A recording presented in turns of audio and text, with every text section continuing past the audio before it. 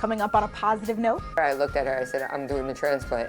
a mother's life saved thanks to her daughter's selfless love. Plus, I feel like this place is my home. I feel like this is where I live. the Bronx school that's providing kids with more than just education, and sweet potato pie to the rescue, how one local boy is baking for a beautiful cause. You're watching News 12 Plus, where all of our news is good news.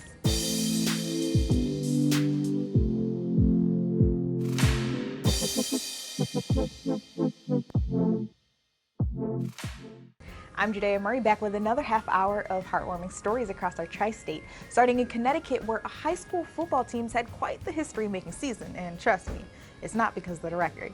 Take a look. The daily grind is harder for a young team, only in its 4th year.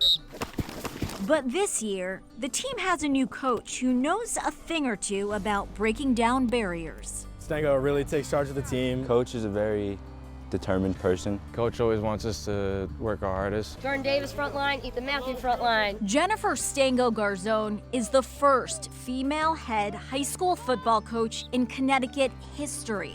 I'm looking forward to getting this team moving forward in the right direction. Colby, you're in that group. Group 4, Sheltra. Garzone grew up in nearby Oakville, playing street football with some of the kids in her neighborhood. Matthew, Group 2. Get set. It's the ultimate team sport. You can have the 10 best players in the world, and if you don't have that 11th player that's on board with you, then you can't be successful. After college, Garzone got to take her love of the game semi-professional, playing for several teams in New England. Malik, get up there. Experience she's now passing on to her new team. Oh, wrap them up, Waldron. 80% of our players have never played football until they came to high school. So a lot of fundamental teaching, a lot of growing pains, if you will. It's just a good environment to be around her. She knows what she's doing. Everybody made a big deal about it, her being the first, female coach, but it really doesn't make a difference to any of us. How's this for dedication? When she got married 2 years ago, We picked the bye week. husband Franco Garzone understood. A very small game, He's at every home football game, but in the booth, third and long for MCW. where she gets support from her smallest fans. It's a family affair. The pack and play is up in the booth with them, with baby G. Garzone is a new mom to 7-month-old Genevieve, Max, you understand that? though she's getting extra practice leading this team. They're preparing me for what I'm gonna see when my daughter's a teenager, and I'm preparing them to make positive life choices. She's a new mom and already back on the field. I think Coach Garzone might be Wonder Woman because we all wonder how this woman does it. Now, on to the man who reminded my parents every week that there are always good times, even in the midst of the bad times. And ain't we lucky we got him? I'm talking about the John Amos of the hit sitcom from the 70s, Good Times. He's written a book that teaches children about the importance of kindness, and he's partnered with schools in New Rochelle, New York to pass on that lesson. A World Without Color is a book that hopefully will inspire children to look around the world and see where they can, by acts of kindness, improve the conditions of everything. Those kids have probably never seen Roots nor Good Times, but because of Mr. Amos, they're improving their literacy and also their sense of empathy. And here on a positive note, we love that. Speaking of life lessons, one school in the Bronx is going above and beyond to help students who are in need. Take a look. I feel like this place is my home. I feel like this is where I live. It's not how many kids feel about going to school, but the Storefront Academy is helping Timothy turn the page away from his struggles and towards success. He's learning to believe in himself. My grades have really been improving. But the school's CEO says academics And when you add this, are only part of the focus. Some kids have brought their whole laundry bag to school, and we have parent volunteers. They'll wash their clothes for them. Dr. Nicole Garcia says nearly 30% of her student population is homeless or in transitional housing. We had a student who was in shelter with her father, and he didn't know how to do her hair. We've had it happen a few times, and so they come to school a little bit early, and one of the staff members here will do their hair. Less like a school and more like a family, the Storefront Academy started in a literal storefront as a tutoring program more than 50 years ago. Now flourishing with violin classes, 2 locations, and tablets for each student. I want to be a doctor or like a teacher. it's a safe environment where I know I could speak up. The school even has what they call a care closet, stocked with donated shoes, socks, jeans, and coats. They don't miss a beat. And neither does this next girl from the tri-state who is owning her differences by sharing them with the world. 7-year-old Elizabeth Ross has a rare condition that causes the early onset of puberty. Despite being 5 feet 6 inches tall, Elizabeth wants to be treated like any other child. So she not only wrote a book to explain what she was going through, but Elizabeth also started a YouTube channel to educate others. She thinks it's important, and she believed in herself enough to say, Mommy, I need to write a book because I need my classmates, I need everybody to know. Hello, welcome to my channel, The Giant and Me. I'm proud of her, I'm very proud of her. At 7 years old, to write her own story, to say what she really wants people to know, that's impressive. Impressive indeed. Now to the story of a young boy who once was blind, but now can see, and it's all thanks to some amazing doctors in the Bronx. When 12-year-old Nazir Williams grows up, he has big dreams. I really want to play basketball.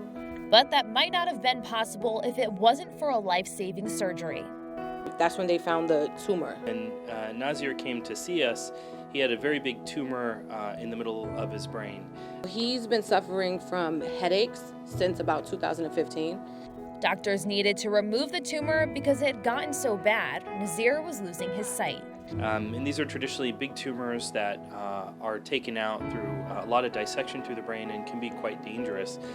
But luckily for Nazir, he saw the specialists at Montefiore Health System that were able to remove the tumor through his nose without having to make any outside cuts. Just immediately, his vision came back. We were very pleased with that, with the results with that, and we think he'll just continue to get better and better. I feel good, like my normal self again, like see better, less headaches. And now, he's back to normal. And with the sight back, Nazir can keep his eyes on the prize, basketball. The kids in our tri-state are so inspiring, like this 10-year-old in Westchester who built an entire arcade 100% out of recyclable materials. Meet Max, the entrepreneurial mastermind behind Max's Arcade. Now, all 20 games are completely recyclable. Max has already raised $4,000 hosting game nights, but here's the amazing thing. Max says every single dime and dollar is going to buy gifts for families in need during the holidays. Talk about gaming for a good cause. Now you know what that sound means. It's time for Feel Good Fact, and this one is about Minnie and Mickey. You know, the Disney icons who were head over heels in love? Well, it turns out their relationship wasn't just for the cameras. The actors who served as the voices for those two beloved characters were married in real life too. Yep, they met and fell for each other while working together. I love love. Now here's another couple whose bond is unbreakable. In fact, there ain't no mountain high enough to keep this New Jersey pair from finding a cure for cancer. It was a trip of a lifetime. It was a trip to fight for a cancer-free life. Here we are, we're diagnosed with cancer. You've got two choices, you can roll over and brood, or you can fight back. 2 years ago, Mike Mankiewicz was told he had multiple myeloma. It's a rare blood cancer, but Mike's wife Kathleen was determined to find resources that would help. Anyone who loves anyone who's had cancer, it's what you do. They found Multiple Myeloma Research Foundation, who've contributed to several FDA-approved treatments. On November 9th, the couple was part of a team of 15 that trekked through Patagonia in Argentina. They just got back. They hiked through Patagonian winds and weather that felt like all 4 seasons in one day. They worked for every dollar they raised. The couple bringing in $30,000, the team $300,000. It's great to know that whenever that difference comes about, regardless of when it may be, we had something to do with it. We had some good laughs on this trip. And a couple tears, which were nice. The laughs, the tears, the existing family, the extended family, working to show even rare cancers can be beat. We're going to live happily ever after, and I'm going to see my daughter off to college. I'm going to walk her down the aisle, and life is going to be great. And I'm so pleased to end this story on an even more positive note.